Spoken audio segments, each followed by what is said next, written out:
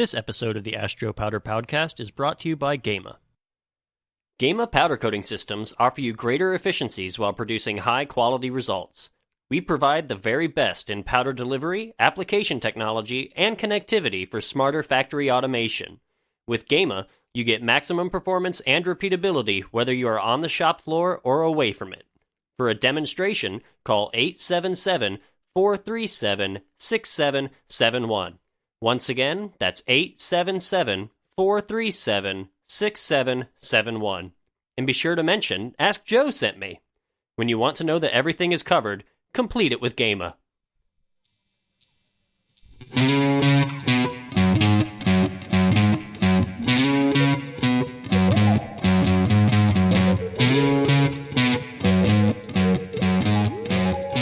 Hello, all you powder coating fans, and welcome to episode 33 of the Ask Joe Powder Powdcast. I'm your host, Joe Powder, a.k.a. Kevin Biller, and with me, as always, is my colleague, sidekick, and now vice president of our illustrious organization, Nathan. He's also the powder coating group's formulator dude. Hey, we're broadcasting from the studios formerly known as Powder Coating Research Group in Columbus, Ohio. The purpose of the Astro Powder Podcast is to bring the latest news and technical know-how to the global powder coating community. So let's get it rolling. Okay, but before we do, we've got a little bit of news for our friends in the listening world. Yeah, it's big news for us, and I just thought, this podcast is kind of our, Forum. Our forum that we can talk about whatever the heck we want to. So, we can discuss it here. But, yeah, the Powder Coating Research Group, our organization that's been around since 2007, has just been acquired by ChemQuest Group. Yeah, and if people aren't familiar with ChemQuest Group, they've been around since kind of late 70s, but under their current owner and CEO, Dan Murad, he's been at the helm for a little bit over 25 years. And they've made their mark in the industry mainly in market research, business and technical consulting, also M&A management, and basically in the specialty chemicals industry, which includes industrial coatings and powder coatings. But recently, they've established the ChemQuest Technology Institute, which is a state-of-the-art technology and application center in South Boston, Virginia, which has a full staff of technologists and just an amazing array of application and curing equipment. Yeah, it's an interesting fit because, like you said, people probably know them because of the market research. They come out with those big, thick reports every year that say, this is the state of the industry and things like that. But yeah, we realized that with their technology institute, it really is pretty similar to what we do and how we operate here. It just they specialize in liquid coatings, and they had a gap in the organization with powder coatings. Yeah, and I foresee a really good fit. We've got our background and experience in the powder coating technology and industry, and these guys are well poised to really enhance everything we've done. They add the component of market research, which we can also add to their knowledge base, but they've got a bevy of experts and consultants that are in allied industries and markets, and I think we're going to mesh really well with their organization. Yeah, and really what it comes down to is, it's about the future for us, and, how do we keep going on and on, for years to come. And I think that, having a bigger organization behind us that can help, give us more opportunities in the market, it's gonna be good for everybody. Yeah, and when you think about our last 14 or 15 years, Nate, we've covered an awful lot of ground just on our own with our relatively modest size organization. This is just going to make things bigger and better. It's the way I see it. The other thing that's kind of cool, and it, I find reassuring, they like us for what we do, and they said, we're keeping the same people. We're going to help you with your current customers, help you with your future customers. Same people, same location. So it's business as usual. Yeah, exactly. It's all the same capabilities and just a couple more now. Yeah. And it looks like we'll probably be retiring the Powder Coating Research Group name. We haven't really landed on exactly what it's going to be called or what it's going to look like yet, but yeah, I think that it's going to be a new era. Yeah, it's exciting times, and it's upwards and onwards. And they actually made the acquisition just a few days ago, so we're busy with integrating, what we do with what they do, and we're looking forward to a pretty exciting future. Anyone has any questions or comments, you know how to reach us. We'll tell you at the end of our show, various ways that you can contact us. But for now, let's move on to our Guess What segment, Nate. Guess what? Okay, here's a item from PPCJ. Asian Paints released their results for the quarter that ended June 30th, 2021. The managing director and CEO said, the domestic decorative business more than doubled its volume and delivered stellar revenues over the lower base of last year, which had suffered from the first nationwide lockdown. So, again, we're looking at a very large paint company that's comparing their value and volume and growth to 2020 and saying, wow, we're doing twice as good as we did last year. Asian Paints, it's out of India. Yeah. And they're a big powder supplier. Very large supplier to the Asian market. So, yeah, they're really kicking 2020's rear end with this quarterly report. Yeah. Hopefully they're moving forward. Things are growing. Hopefully, things are settling down as far as lockdowns and the growth. Hopefully that the pandemic is subsiding in their world. All right, and PCI Magazine reports that Allnex is going to join PTT Global Chemical Company Limited. So Allnex is a resin manufacturer. They supply to the powder coating industry. We're very, very familiar with their organization, with their products. They mostly deal with polyesters as far as things relevant to the powder coating market. Yeah, and I've talked to some of our good friends at Allnex, and they said this looks like a real positive thing. PTT, which is a Thai-based chemical company, they said this will be one of their crown jewels, and they're gonna support it financially and just augment this world leader in resin technology. Right, and Allnex is, they have a lot of reach in North America and in Europe, so it seems like this is going to help them expand kind of into the Asia-Pacific region more than they have in the past. Nate, the only way to call it is global synergy. You were trying to get me not to say synergy. Say synergy one more time. I'm coming across this table. All right. Okay, friends. Now it's time for our question and answer portion of our podcast. Do you have a question? Ask Joe Powder. Well, you can ask him. Ask Joe Powder. He has the answer that'll advance your powder coating. It's the Ask Joe Powder Powdcast. All right, this one comes from Alan in New Mexico. He says, Joe, I run a medium-sized powder coating line at a metal fabrication facility. We have a 5-stage washer that utilizes an alkaline first stage and a zirconium-based fourth stage, with stages 2, 3, and 5 being RO rinses. We have a partition drying/curing oven, so adjusting one without impacting the other isn't possible. We have a customer that wants us to powder coat their extruded anodized parts. I've read conflicting opinions on powder coating anodized parts. We powder coated some of these parts in the past several times, and each time we ran them, there were significant finish and coating adhesion issues, but only with the anodized parts. Since then, we've stopped painting their anodized parts. We don't have the capability of acid etching or media blasting, and it isn't feasible to sand or scuff the parts. Can we, without doing any of the above operations, powder coat anodized parts and have a reasonably high expectation of first-run success? Thank you, Alan.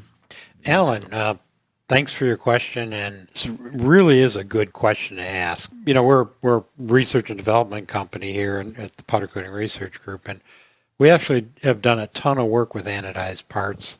And the reason why we did it, if you recall, Nate, was because people were having trouble with adhesion of powder to anodized parts. Oh, yeah. So they asked for us to kind of take it apart and determine, what works, what makes it work, what makes it not work.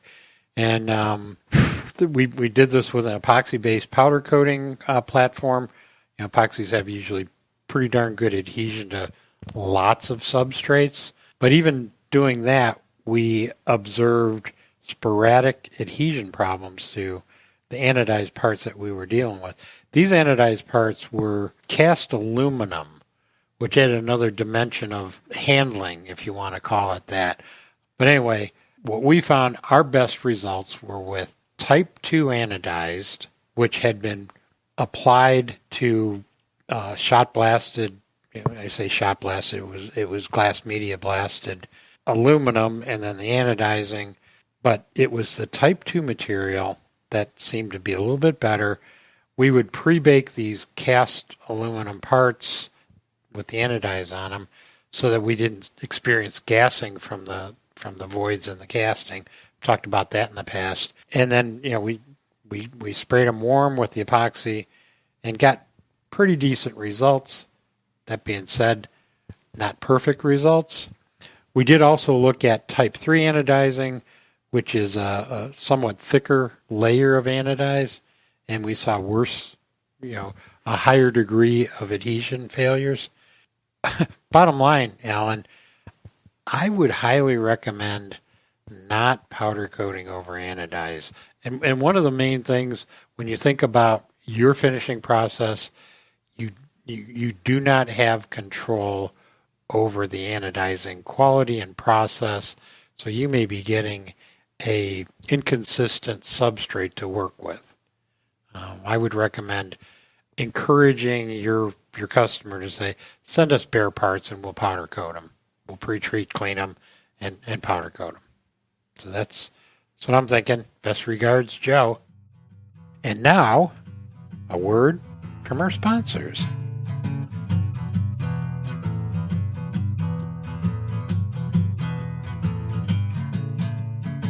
Gema's OptiStar all-in-one control unit leads the industry with a design fusing electrostatics and power feed in one compact device. By combining the powder injector and control unit functionality into one device, you get the highest coating efficiency, fastest response times of powder output, and excellent cleaning performance. For more information, call 877-437-6771. Once again, that's 877-437-6771. And be sure to mention, Ask Joe sent me. Configure it, feed it, optimize it, integrate it. Complete it with Gema.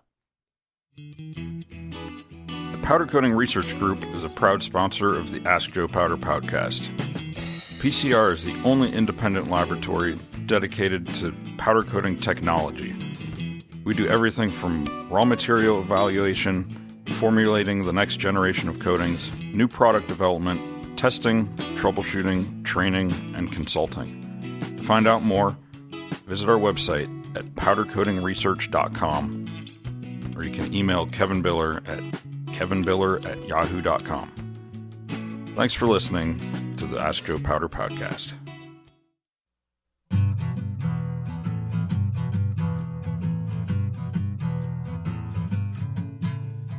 All right, and our next question comes from Nathan B. in Alabama. What's up, Nathan? He says, hello, Joe. I have a question for you about allowable oven temperature variation. Our ovens were recently calibrated and were 1 degree off from our control unit reading to what it was measured inside. Due to our ISO regulations, we may possibly need to shut them down until it's exact.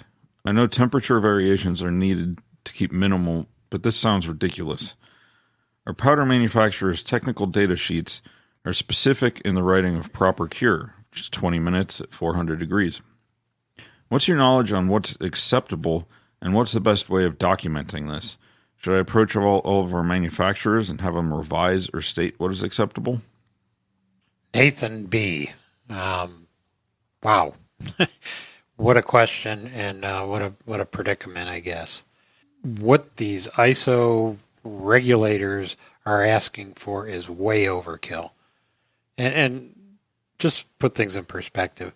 Virtually all industrial ovens in the coatings industry, they cycle over a range of a reasonable temperature. So your oven is going to be plus or minus about 5 degrees Fahrenheit, maybe 2 or 3 degrees Celsius.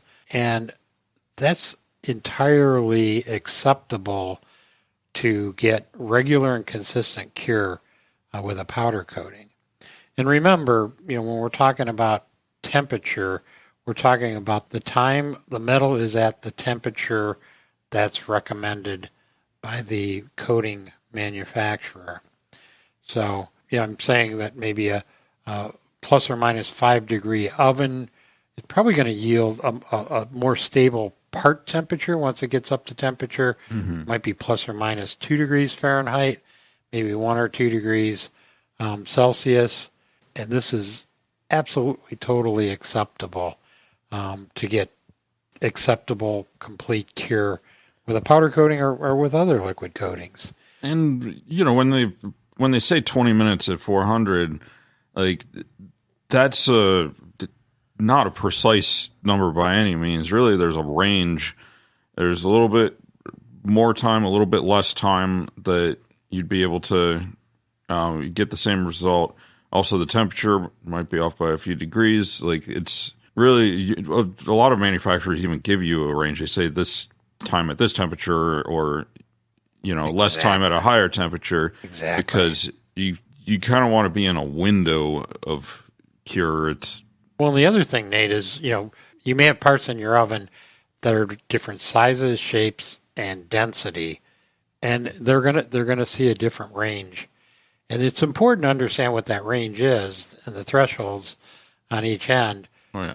But, yeah, to have it within 1 degree is unreasonable. So I would implore your ISO knuckleheads to re-enter the real world of industrial processes. Best regards, Joe Powder. I would recommend switching to Celsius, because 1 degree gives you more to play with. You get almost 2 degrees Fahrenheit. That's working the system, huh? Right? Like, I'm off by less than a degree. All right. Here's a question from Eric in Detroit, Michigan. He says, Joe, is there any truth to shot blast being able to impregnate oils in the surface of steel? I have a product that gets e-coated off-site, and I want to shot blast the product versus hand cleaning, but my customer is concerned. Well, Eric, your customer has reason to be concerned. Shot blasting is a very good metal prep process before powder coating or any kind of finishing operation, really.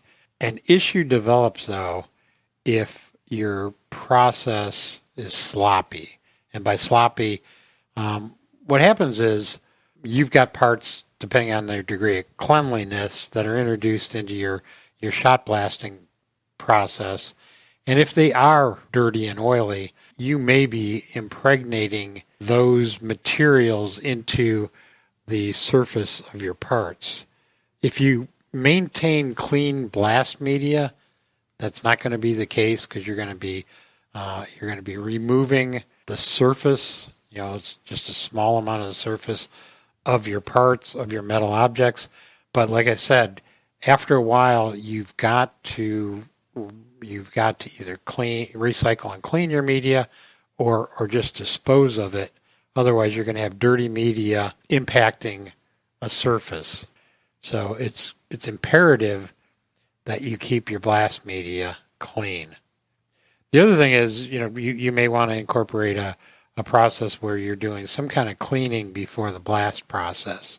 That way you're... Right. If you have an oily part and then you blast it with media, then you definitely run the risk of driving the oils into the surface. Absolutely. So it's a matter of minimizing the oil on the surface, but also keeping your media clean. So thanks a lot for your questions.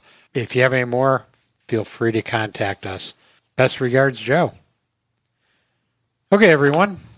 Before we say adios, let's fill you in on some upcoming events.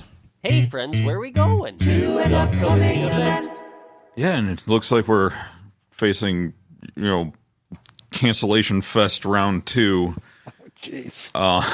Just like we had, maybe it's more than round 2 at this point.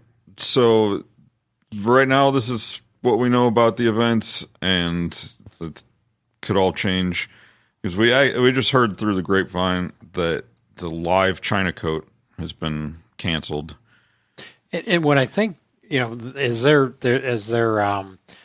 kind of backup, they do have a virtual version of China coat, and not sure exactly what that's going to entail, but they say actually the exhibitors will have virtual This is exhibits. what they did last year, yeah, and I think that's a really great idea, especially for a big show that's international in focus. You're only going to have more people able to access it.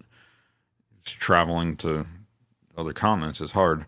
Well, it's all compounded on so many levels because my understanding is at the moment, COVID is surging in China, is what we've heard. But at the same time, you're getting, in the EU especially, you get travel bans where people say you're not allowed to go somewhere or you're not allowed to enter their country. We already know the European coating show, canceled their live component too. So, and for our powder coating summit, we had 2 European speakers that are going to have to do it in a recorded session format. So you've got that.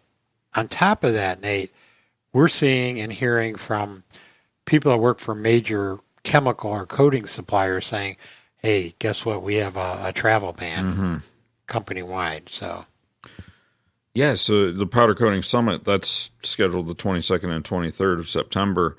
It's still at this time. It's still scheduled to happen. Still a go, Nate. Here in Columbus, Ohio. But of course, we'll update if that changes because right now it's a go, but it's a dynamic situation. So stay tuned, my friends. So does that mean that the Powder Symposium in Dresden is that one still going on? Because that's scheduled for September 14th and 15th. I checked. I checked their website. I checked my sources. Haven't heard any cancellations with that one. But like I said, stay tuned. All right. And then September 13th through 16th in Chicago, Illinois is FabTech. The 27th through 29th of September in Dubai is the Middle East Coating Show. And then Abra Fadi, November 30th through December 2nd. That's the Brazilian, it's an international coating show. It takes place in Sao Paulo, Brazil. Yep. That's a big one for South America. All right. Well, I think that's it for shows and for events. You can also catch the Ask Joe Powder Q&A in the old school print version in Powder Coated Tough magazine in every edition. That issues 6 issues a year. Also with PPCJ, which is Polymers Paint and Color Journal, and on their respective websites. And in addition, PCI Magazine, Paint and Coatings Magazine, in their website under the Finishing Flash tab. All right, you can find us online at AskJoePowder.com.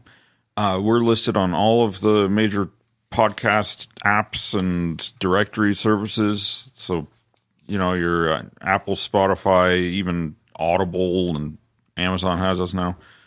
So if you subscribe, you'll be notified when when you get a new episode comes out, because they're not always exactly on the second Tuesday. We have a YouTube channel. We put our interviews on that, and we'll probably populate it with some more videos in the future. And then follow us on Twitter, aka Joe Powder. If you want to submit a question for Joe Powder to answer, the email address is askjoepowder@yahoo.com, or you can call in and leave a message on our voicemail. That's 1-478-2-ASK-JOE. That's 1-478-227-5563. This has been a production of the Powder Coating Research Group. Our music editing and production and sound effects and stuff like that is done by Nick Page. And my future's so bright, I gotta wear shades. And remember to keep your powder dry, my friends.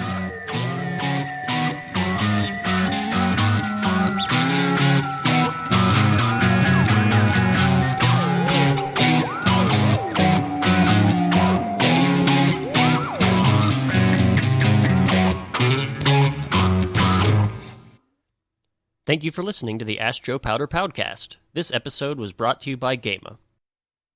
Gema's newest Optiflex Pro model, the CF unit, offers simple, reliable color change in 20 seconds. The Optiflex Pro CF unit is the perfect solution for lab use, powder quality testing, and coating of small quantities or small size samples. For more information, call 877-437-6771. Once again, that's 877-437-6771. And be sure to mention, Ask Joe sent me. When you want to know that everything is covered, complete it with Gema. I hope this is getting picked up. Who leaves their phone on when they record a I don't podcast? know. I think somebody left it here. One of our visitors. Unconscionable. Yeah, unconscious. Rule number 1. Yeah. Yeah, we may have to change the name of our studio to the PCR Memorial Studio. I like that. We got one bad Google review and we had to sell the whole company over it. Yeah, because I said it was the wrong address or something. No, because you didn't pick up the phone when he called. Oh, they called some number that was like our fax number or something. Like that was listed on Google. But no, it's the 1-star review said that the phone didn't work.